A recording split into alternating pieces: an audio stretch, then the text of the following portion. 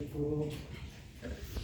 que, bueno, tiene una ordenación 5' y 3', ¿no? Ambas en sentido contrario, una convergencia, está envuelta, enrollada alrededor de unas proteínas que se llaman histonas, que en determinado momento de la división celular el cromosoma que puede ser condensado, puede ser extendido, se va a llamar eucromatina. Cuando se está leyendo estas partes de material, cuando estés en una célula, el núcleo está claro y hay alrededor áreas más oscuras, hablando solamente del núcleo, esas áreas oscuras se llamarán heterocromatina. Y las áreas claras del núcleo se llamarán eucromatina. Las áreas claras del núcleo eucromatina son las que están siendo leídas, siendo transcritas. ¿Y qué se transcribe el DNA?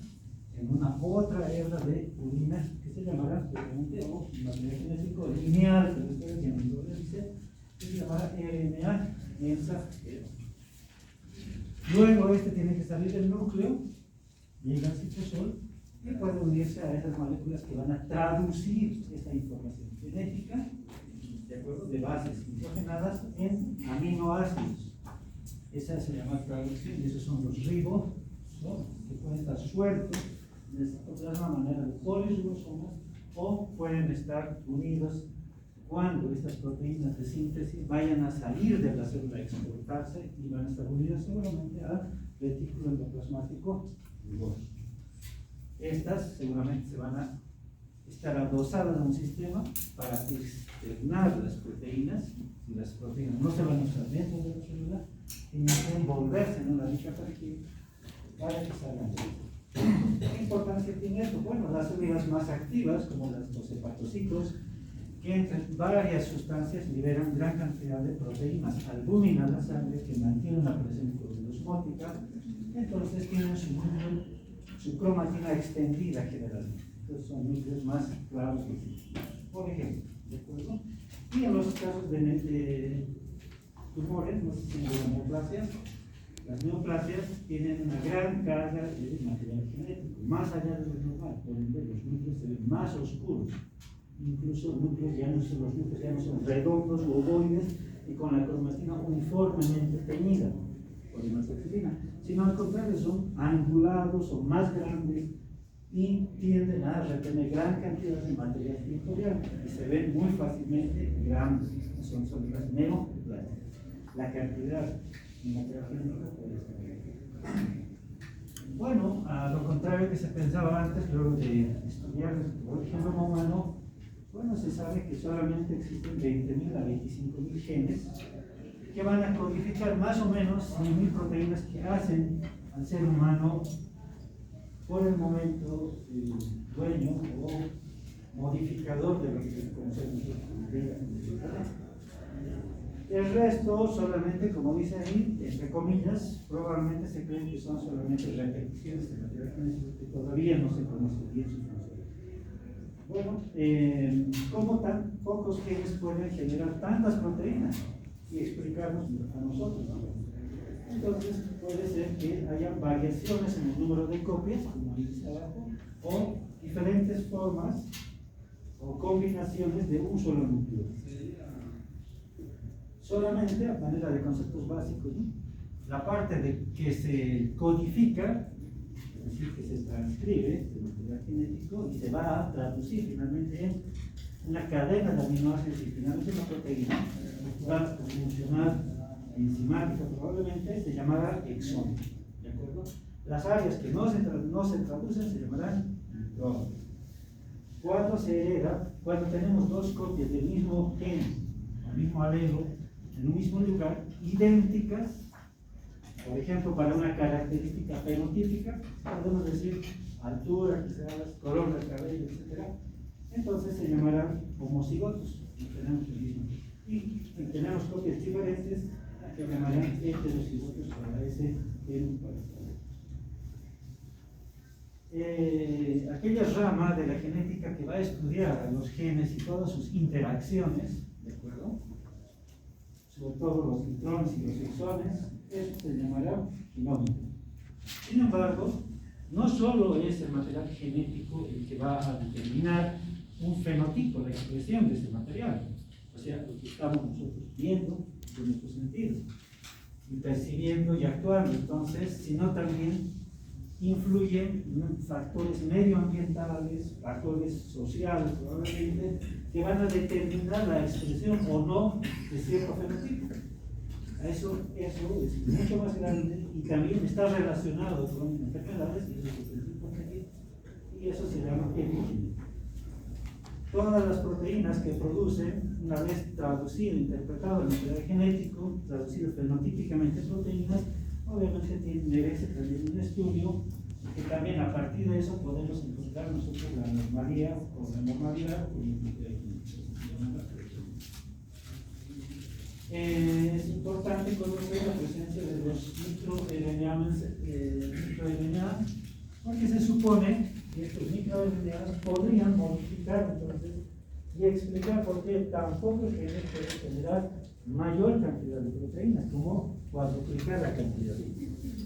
Esos microRNA podrían unirse a ciertas moléculas y una vez sintetizado el RNA mensajero, que es copia del material genético y esto del citosol, estos microRNA podrían unirse específicamente, favoreciendo que solo se vea esta porción o diferentes porciones modificando un resultado. O finalmente que el RNA mensajero se divida y obviamente se vean diferentes secuencias de proteínas. Probablemente este empalme y desempalme, gracias a estos microRNA, se explique cómo 25.000 genes pueden generar 100.000 proteínas. ¿De acuerdo? La enfermedad humana relacionada con los trastornos de los genes, de los cromosomas, en realidad del material genético, podría, dice, expresarse muy frecuentemente en los abortos espontáneos. Se dice que si analizáramos genéticamente la mitad de los abortos espontáneos, podrían encontrar diversas anomalías que no son compatibles con la vida, por eso es que hayan sido cortados, digamos, en su progresión biológica. Sin embargo, pese a eso, 1% de todos los recién nacidos vivos tienen alguna anomalía genética, que no necesariamente tiene que expresarse fenotípicamente durante el nacimiento en las siguientes semanas, sino también puede expresarse en la vida adulta. Entonces, esa es la característica. No significa que un niño recién nacido, aparentemente sano, no vaya a tener a los 30 o 40 años alguna manifestación de algún trastorno genético. ¿De acuerdo? ¿Qué es mutación? Las mutaciones pueden ser aquellos cambios que son en la secuencia del material genético que son heredables y que obviamente pueden ser detectables. Detectables como a través de las seguramente alteraciones que van a generar en la producción APP. Lo que nos interesa a nosotros es, a grosso modo, quienes vayan a ser genetistas de estas generaciones que están en la universidad, seguramente todos estos y varios otros van a tener que mentalizados, van a tener que aprender, van a tener que practicar. Sin embargo, para la clase necesitamos nosotros clasificar a los trastornos genéticos. Los trastornos genéticos se clasifican en estos tres grandes grupos. Primero, los trastornos que afectan a un solo gen, monogénicos o de herencia mendeliana, o simplemente trastornos mendelianos, que tienen alta penetrancia, que se expresan, que van a expresarse muy fuertemente en el cerebro, que obviamente van a generar, y si no van a generar, pueden predisponer más el factor ambiental a diversas enfermedades. ¿De acuerdo?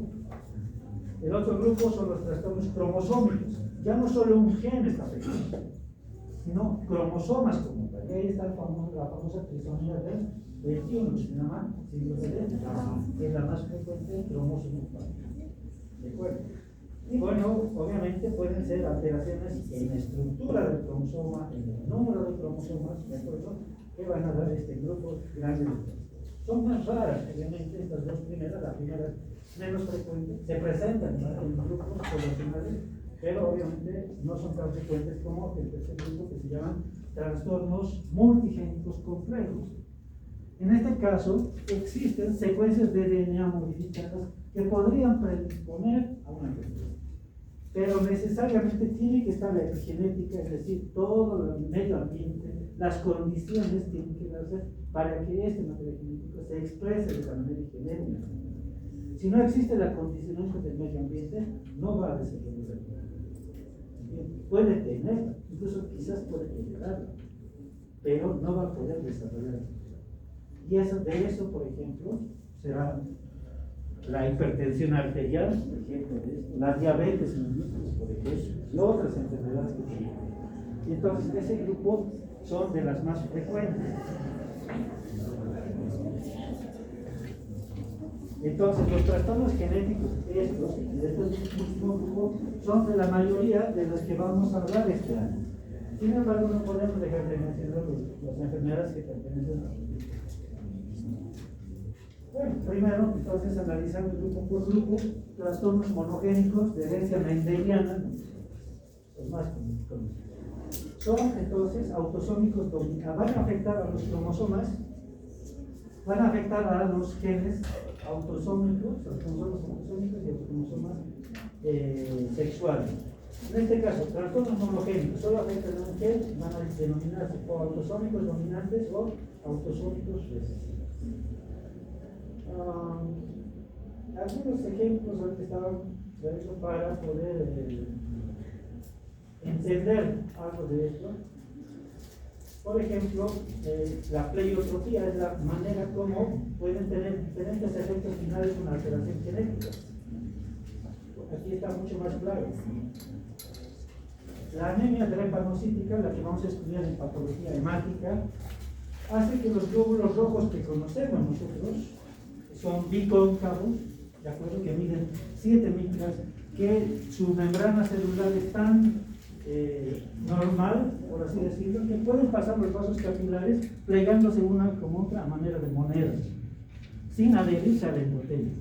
En cambio, en esta enfermedad, por la variación de un solo nucleótido en un cromosoma, en el 6, entonces se afecta su hemoglobina, la transcripción de su molécula, que es la hemoglobina, que en realidad la hemoglobina es una gran molécula, la parte proteica se llama globina, esa es la que está afectada en su cadena, en una de sus cadenas.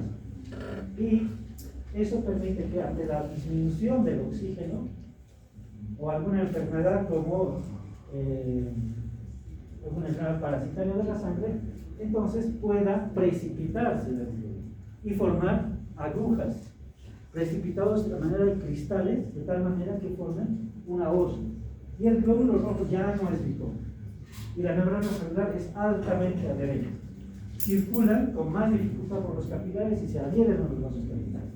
Y eso genera diferentes enfermedades. Una pequeña alteración puede generar, por ejemplo, como usted ve en la parte inferior, desde alteraciones en el cráneo, desde fallos cardíacos, traumatismos, traumatismo de neumonía, dolor abdominal, etc. Entonces, a eso hace referencia en la biología. Penetrancia es la capacidad de los genes de expresarse fenotípicamente. Si se expresa este gen que se ha heredado al 100% es penetrancia. Si se expresa en menos cantidad, tiene diferentes grados de penetración. Si se expresa en todos los casos, en todos los individuos que se heredan este gen, entonces la penetrancia es al 100%, por ejemplo. Puede ser completa, como dice él, al 100% o menos del 100%. Expresividad, entonces, obviamente es la intensidad con la cual se manifiesta este gen fenotípicamente, por ejemplo. Les voy a dejar las diapositivas. Esta enfermedad que ven ahí abajo, ¿cuántos dedos cuentan? Más de los normales. Puede presentarse o solo en una mano, o en ambas manos, o solo en los pies, o en las manos y los pies. Entonces, a eso se llama expresividad. No todos se va a expresar de igual manera. Puede expresarse de diferente manera y igual. Y a lo que vamos. Herencia dominante. Entonces, aquí ocurre el fenómeno de dominancia. Básicamente, es aquel que se va a expresar fundamentalmente y va a ocultar a alguien que es paralelo, ¿de acuerdo? Y el otro va a quedar recesivo. Esa herencia dominante va a tener dos resultados. La mitad de los sujetos pueden heredar la enfermedad y la otra mitad pueden tener enfermedad. Esa es la característica. Fundamentalmente, los casos de herencia dominante afectan a proteínas estructurales. colágeno, fibras elásticas, todos los componentes de la felicidad. En cambio, la herencia autosómica recesiva no presenta este fenómeno de dominancia y puede tener tres resultados. Uno, un 25% pueden ser normales. Otro 50% de los niños puede ser que tengan un gen normal y otro anormal. Y dependerá cuál se exprese para tener la enfermedad. Y un 25% de la enfermedad sí o sí va a generar la enfermedad, aparte de la edad. ¿De acuerdo? Las enfermedades autosómicas recesivas fundamentalmente afectan a las proteínas funcionales, que nosotros conocemos como enzimas. ¿De acuerdo? Las otras dominantes estructurales. Estas recesivas fundamentalmente a las enzimas. ¿De acuerdo? Ejemplo. Enfermedad de Huntington, llamada también corea de Huntington, por los movimientos involuntarios, espasmódicos, nada coordinados. A eso se llama corea, en este caso corea de Huntington. El problema radica en el cromosoma 4, en una repetición de nucleótidos, sea que es citosina, adenina o guanina. Eso normalmente debería repetirse hasta, dices, a 28 veces. Sin embargo, en estos sujetos se repite mucho más, hasta 120 veces. Eso genera estas alteraciones. ¿Qué alteraciones? Alteraciones en la degeneración neuronal. ¿De qué neuronas? De los núcleos, del núcleo de la base, sobre todo núcleo caudal. Esa alteración va a generar estos movimientos coreotetóxicos, ¿de acuerdo? Pero no solo eso. Va a generar también alteraciones mentales en diferentes grados, tendencia a la depresión, tendencia al suicidio con esto, ¿de acuerdo?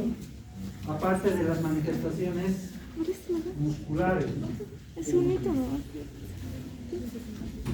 Mientras más repeticiones, mayor grado de enfermedad. Otra, la neurofibromatosis tipo 2. Como dice en el recuadro inferior, tiene una característica. Afecta a un gen de la neurofibromatosis 2. Está ubicado en el cromosoma 22. Y bueno, característicamente, como ustedes ven, un 70% de los sujetos pueden tener tumores de los nervios, neurofibromas o schwannomas, que ya vamos a ver la patología neurológica. Un 70% puede tener estas lesiones, proliferaciones neoplásicas benignas en los nervios debajo de la piel, subcutáneos, ¿de acuerdo? No tan extensos en algunos casos, pero pueden ser notorios.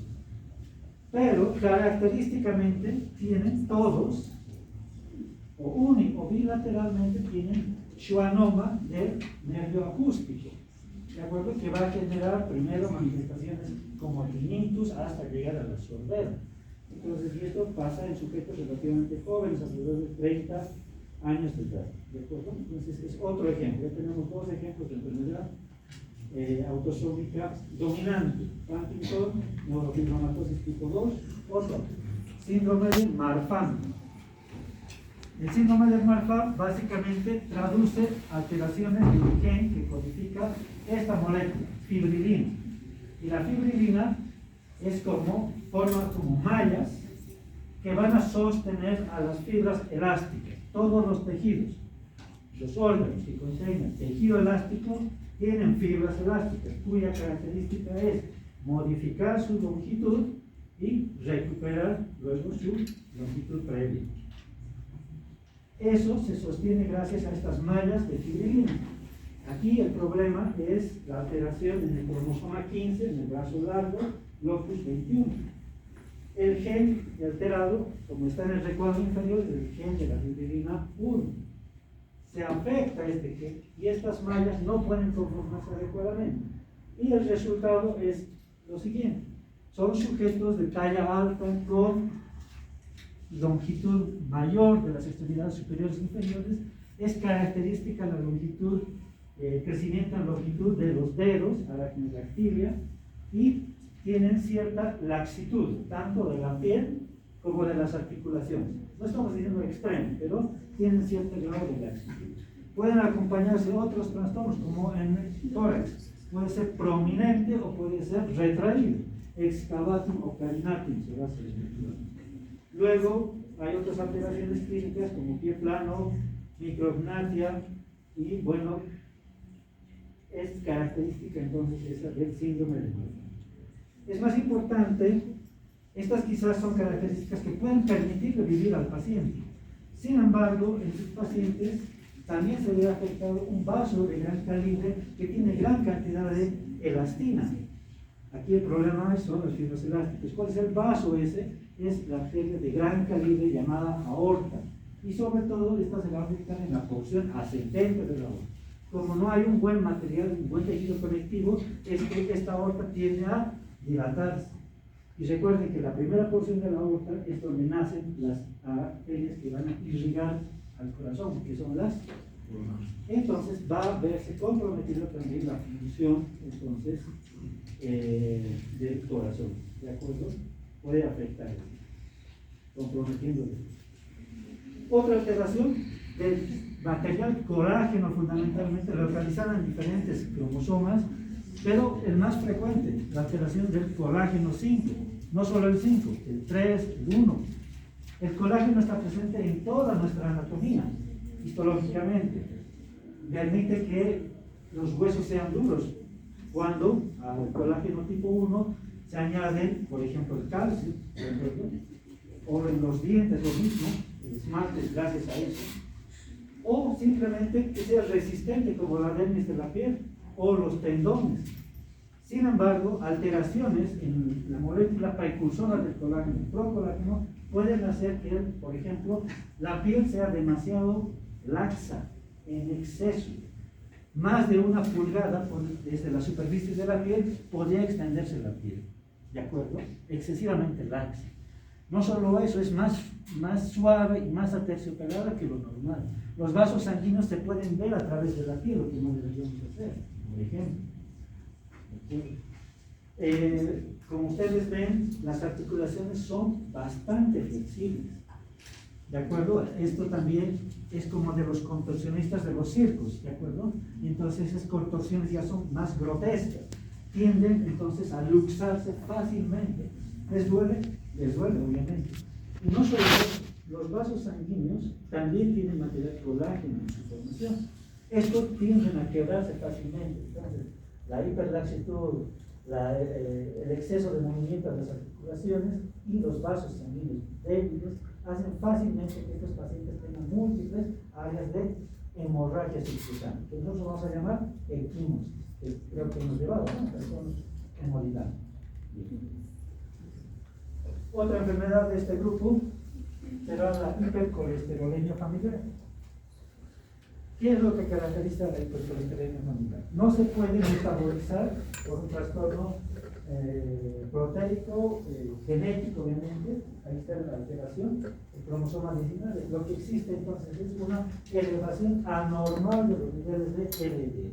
LDL, recordamos que es la lipoproteína de baja densidad. ¿Qué contiene qué? ¿Qué transporta qué? Triglicéridos y colesterol. ¿De dónde? Desde la porción central hacia la periferia. Por eso es que la han llamado colesterol, entre comillas, colesterol malo. Recuerden que es una lipoproteína que transporta, pero los va a transportar desde el hígado, por ejemplo, hacia los tejidos periféricos. Y los tejidos periféricos que se pueden afectar son el interior de los vasos sanguíneos. Las coronarias se van a llenar debajo de la íntima, en el tejido conectivo supraendotelial se van a llenar de lípidos. Y eso va a ocasionar respuesta inflamatoria y el interior de la pared de los vasos, cual si fuera el drenaje de las casas obstruido, va a generar esas bases que se obstruyen hacia la luz de estos vasos. ¿Cómo va a estar el flujo sanguíneo? Disminuido porque el calibre está disminuido.